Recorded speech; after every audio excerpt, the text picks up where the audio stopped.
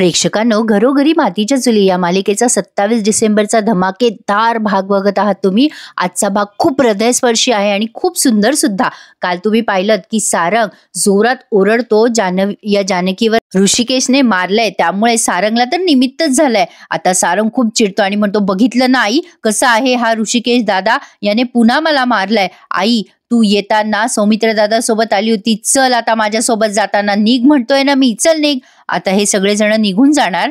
तेवढ्यात या जानकीने तिथे त्या टीव्ही स्क्रीनवरती, त्या प्रोजेक्टरवरती एक छान अशी कविता प्ले केली आहे. आता अंधार करण्यात आलाय आणि जानकीने तिच्या मनातले सगळे भाव त्या कवितेद्वारे या रणदिवेच्या फॅमिली समोर मांडलेत. एवढी सुंदर कविता म्हटली आहे जानकीने. प्रेक्षकांनो, या कवितेसाठी आज एक लाईक तर तुम्ही दिलाच पाहिजे. कविता ऐकताना सगळ्यांच्या चेहऱ्यावरचे भाव आता तुम्ही बघत राहा. तर कवितेला मी सुरुवात करते.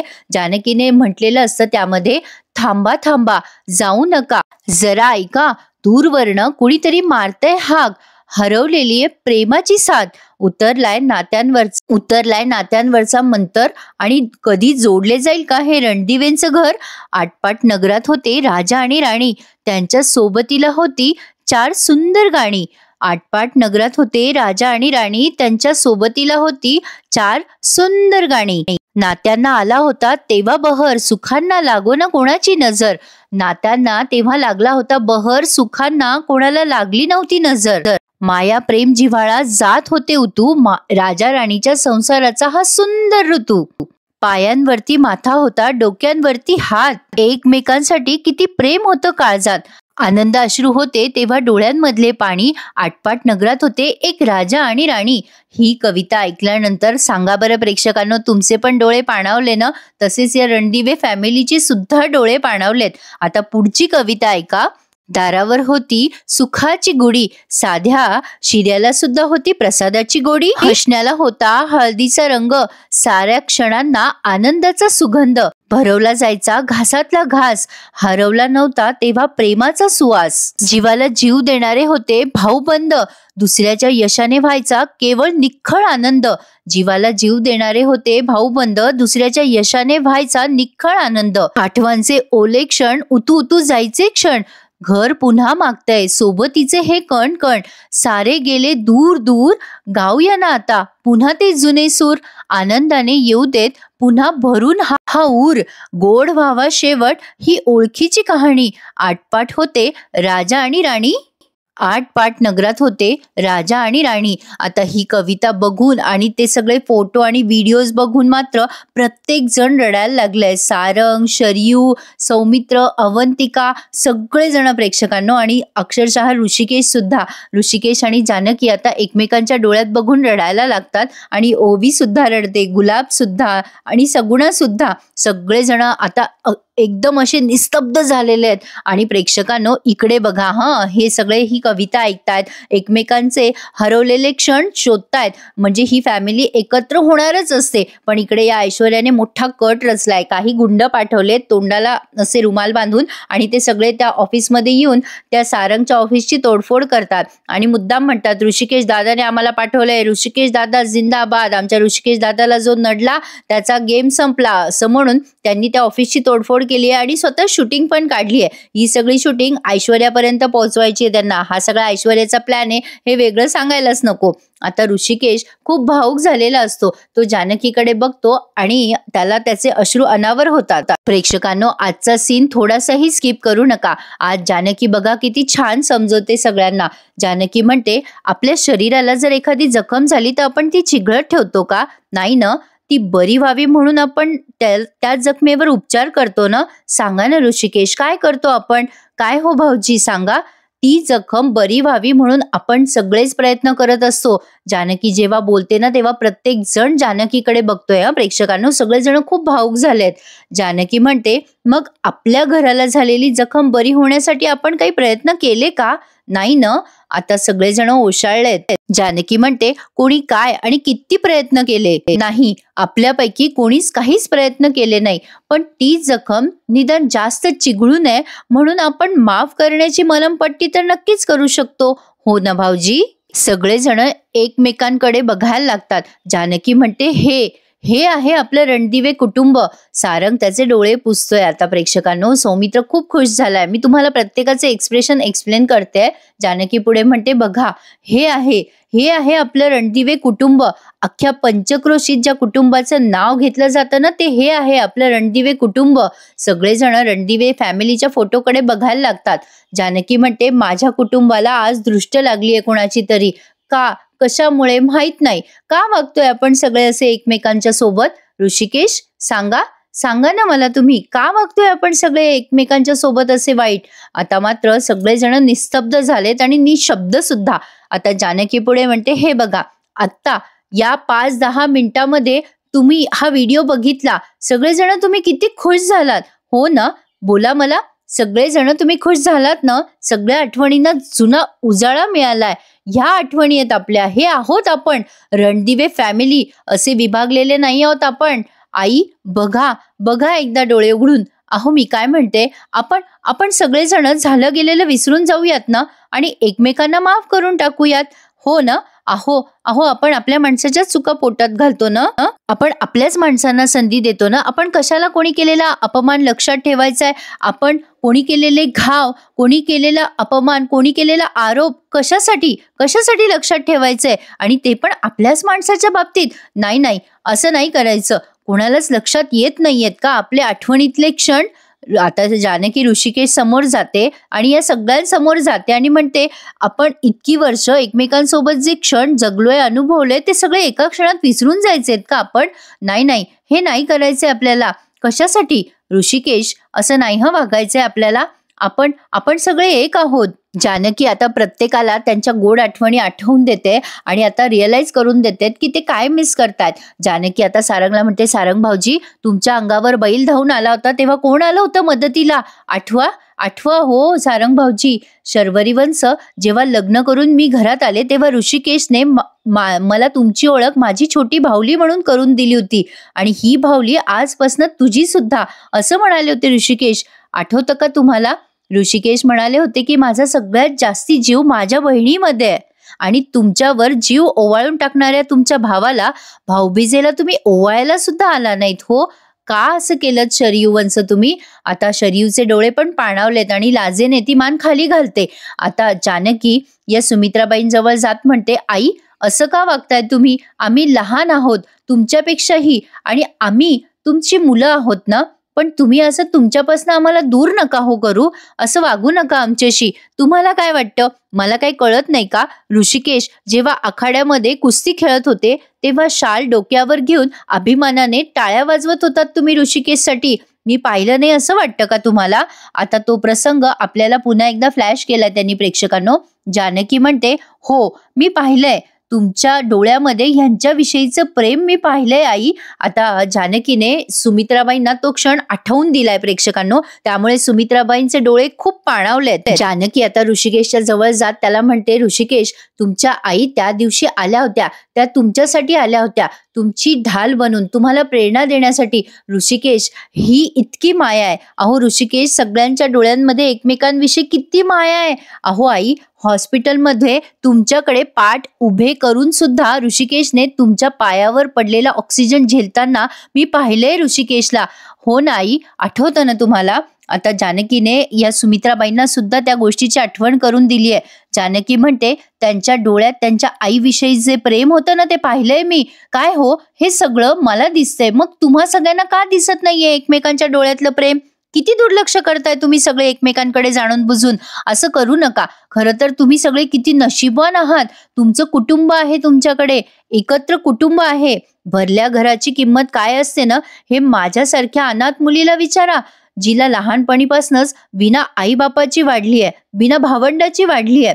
जानकी जेव्हा असं बोलते ना प्रेक्षकांना, तेव्हा प्रत्येकाच्या हृदयामध्ये असं धस्स होतं ना की काय सांगू. जानकी म्हणते, मला कळतंय तुम्हा सगळ्यांचा ना खूप मोठा गैरसमज झालाय. मी तुम्हाला खरं सांगते, अगदी हात जोडून मी माफी मागते सगळ्यांची, आणि सांगते, माझ्या नवऱ्याची आणि मुलीची शपथ घेऊन सांगते, माझ्याकडनं कुठलाही मोठा गुन्हा झालेला नाहीये. मी कोणालाही त्रास होईल असं वागलेली नाहीये. आपल्या कुटुंबाला धक्का लागेल असं मी नाही वागलेले आई. माझ्यावर विश्वास ठेवा. माझ्या नवऱ्याची आणि मुलीची शपथ घेऊन मी तुम्हा सगळ्यांना सांगते. आता जानकी जेव्हा असं सांगते तेव्हा सगळेच जण जानकीकडे आश्चर्यचकित होऊन बघतायत.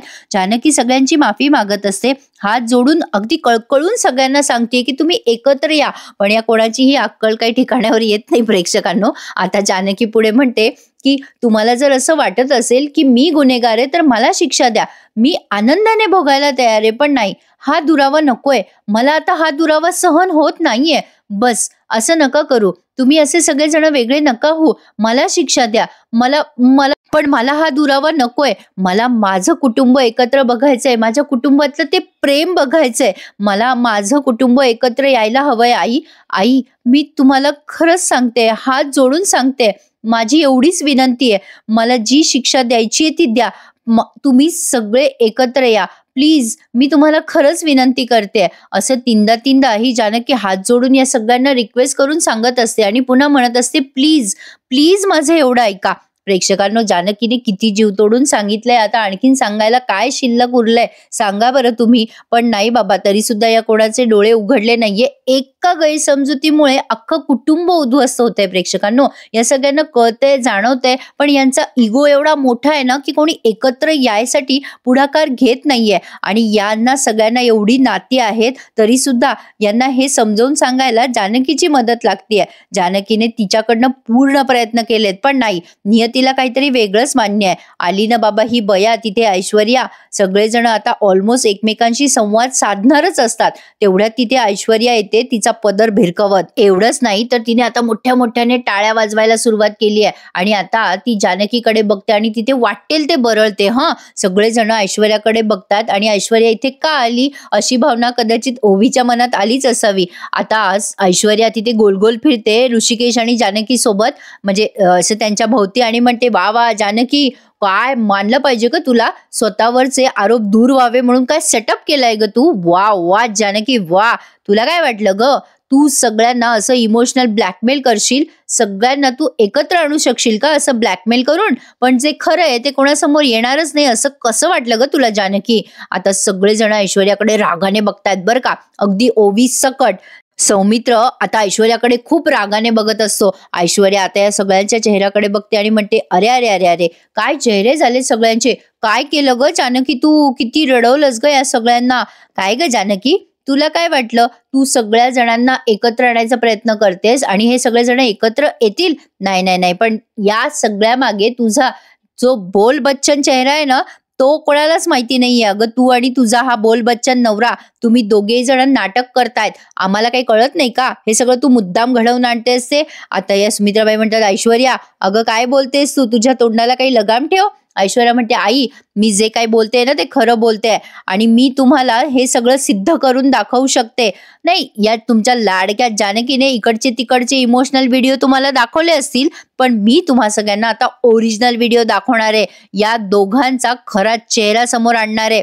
बस बस, पुष्कळ झाला आता हा फॅमिली ड्रामा. आता जरा ऍक्शन सीन दाखवते तुम्हाला. असं म्हणून ही पुन्हा तिचा पदर भिरकवते आणि त्या प्रोजेक्टरवर तो ऋषिकेशने ऑफिस फोडल्याचा व्हिडिओ समोर आणते. म्हणजे ऋषिकेशच्या माणसाने ऑफिस फोडलंय असं ती सगळ्यांसमोर प्रेझेंट करते. तो व्हिडिओ बघून सगळेजण चिडतात आणि म्हणतात, हे सगळं काही आहे ऐश्वर्या, हे सगळं खरं असूच शकत नाही. ऐश्वर्या म्हणते, आई हे सगळं खरं आहे. तुमच्या या ऋषिकेश दादाने तुमच्या पाठीत खंजीर खुपसलाय, तुमच्या मागून तुमच्या सगळ्यांचा विश्वासघात केलाय या जानकी आणि ऋषिकेशने. सगळेजण तो व्हिडिओ बघायला लागतात आणि या ऋषिकेशला तर आश्चर्यच वाटतंय आणि सौमित्रला सुद्धा.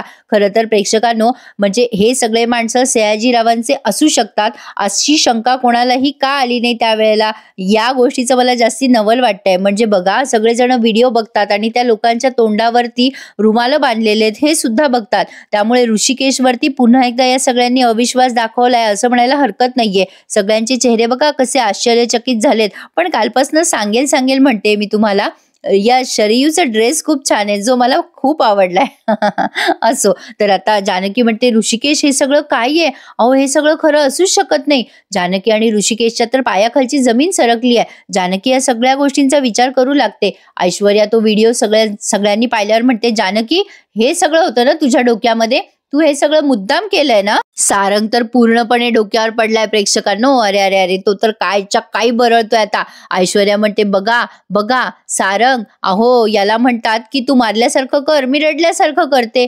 या जानकीने हे सगळं मुद्दामच केलंय. या सगळ्यात तिने एकटीने नाही केलंय हे मिळून, म्हणजे हिचा नवरा आहे यात सामील. हिच्या नवऱ्याने पण केलंय हे सगळं. मुद्दाम माणसं पाठवले तिथे आपल्या ऑफिसची तोडफोड करायला. म्हणजे हे शेतकरी हितकरी हे ऍप वगैरे लॉन्च केलं आणि उगाचच बनाव केलाय. आता सौमित्र म्हणतो हे सगळं खोटं आहे. मग जानकी म्हणते आम्ही सगळं हे केलेलंच नाहीये. आता पुन्हा ऐश्वर्या म्हणते, अरे बापरे, काय हिंमत आहे तुमच्यामध्ये, इतकं सगळं मी लोकांसमोर दाखवलं, पुरावा मांडलाय. वा वा वा, काय जिगर आहे तुमच्याकडे, तुमच्यामध्ये हिंमत आहे, जिगर आहे, डोकं आहे, म्हणूनच तुम्ही हे ऍप दाखवलं ना लोकांना. घाट घातला तुम्ही, पण घात मात्र आमचा केला, सगळ्यांचा मुद्दाम केलं. सारंग पाहिलं का, ऍप लॉन्चिंग, ऋषिकेश दादांचा वाढदिवस, हा सगळ्यांचा बहाणा आहे. म्हणजे खरं तर हे सगळं मुद्दाम करायचं होतं यांना, एकत्र इथे तुम्हाला आणायचं होतं आणि तिकडे आपल्या ऑफिसची तोडफोड करायची होती. हाच तर प्लॅन होता ना यांचा. बघा बघा, यांचा प्लॅन सक्सेसफुल झालाय. आता जानकी पुढे येऊन काही बोलणार, तेवढ्यात सारंग जोरात ओरडतो, बस बस जानकी, जानकी वहिनी पुरे कर आता तुझे नाटकं. असं बोलल्यानंतर आता ऋषिकेशला खूप राग येतो. सारंग म्हणतो, तुझ्या नाटकावर पडदा पडला ग जानकी वहिनी. अगं आई पाहिलं का, अगं आता आपल्याला काहीही पुरावा नकोय. आज एक गोष्ट मी मान्य केली आई, आज आज न मला कळलंय, सावत्र आहे हा आणि सावत्रच राहणार हा कायम. असं बोलल्यानंतर या ऋषिकेशने मात्र स्वतःचे डोळे मिटून घेतलेत प्रेक्षकांनो. त्याला ते ऐकवलं सुद्धा जात नाहीये. सारंग एवढ्या म्हणजे इतकं मोठ्या मोठ्याने बोलतो ऋषिकेशला. सारंग म्हणतो, अगं वहिनी, अजीर्ण झालंय आता तुझ्या नाटकाचं, आम्हाला आपलं प्रेम, आपलं कुटुंब, बसकर बसकर ही नाटकं तुझी वहिनी.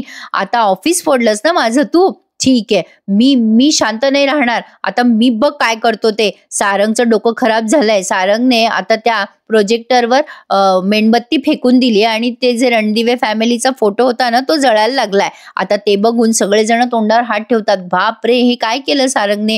बापरे, बिचारी जानकी, तिला फुकटचा भुगदंड आहे आता. ते हॉटेलवाले पैसे घेतील ना तिच्याकडनं ते जळाल्याचे. आता सारंगने ते जाळलं, त्यामुळे सगळ्यांना असा खूप धक्का बसलाय. आणि ऐश्वर्याला जो काय आनंद झालाय, काय सांगू तुम्हाला प्रेक्षकांनो. मजा वाटते ऐश्वर्याला ते सगळं बघायला.